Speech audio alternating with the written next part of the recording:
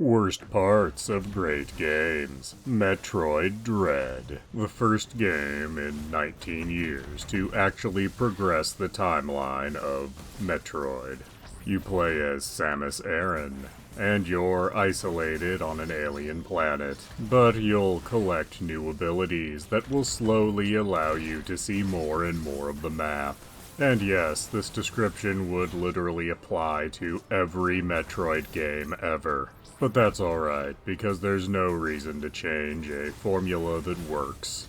However, Metroid Dread does have a mechanic in it that's not really used to its fullest. From the beginning of the game, you have the ability to parry enemies under the right circumstances. Specifically, you can generally parry them when they charge at you. Doing this properly will kill most enemies, and do a lot of damage to any boss you can pull this off on. But throughout most of the game, this is just an option you have. You never actually need to do this at any point. Yes, doing this will make a lot of encounters easier if you can get the timing right, but if you don't get it, you never need to bother with it. That is, until you get to the final boss. It is literally impossible to progress through the first phase of this fight unless you can successfully parry the boss. And if that is going to be the case, that's fine. But the game should have been a little more forceful with making you use the parry mechanic before this point. I had completely forgotten that parrying was an option by the time I got to this boss.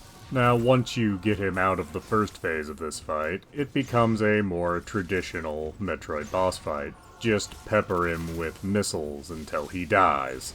Then you have a countdown to run to your ship, and you get the credits. And I just don't understand this idea of, we're gonna introduce a mechanic, and then you can completely ignore it until you suddenly can't at the very end. And Metroid Dread is not the first game I've ever seen pull this kind of move.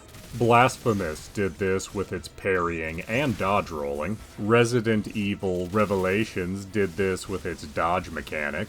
The Metroid series has even pulled this kind of thing before. In Metroid the Other M, during the tutorial, you're shown how to use a super bomb. Not only does the game not have you use the super bomb, it literally will not allow you to use it. That is, until the final boss swallows you in your morph ball form. Then suddenly, without telling you, you can use the super bomb, and in fact, it's the only way to actually end the last boss fight. And we've gotten off on a bit of a tangent. My apologies. But introducing a mechanic only to have it be relevant in the last 1% of a game is the worst part of any game where that is a thing. Please do subscribe, comment, like, and tell your friends.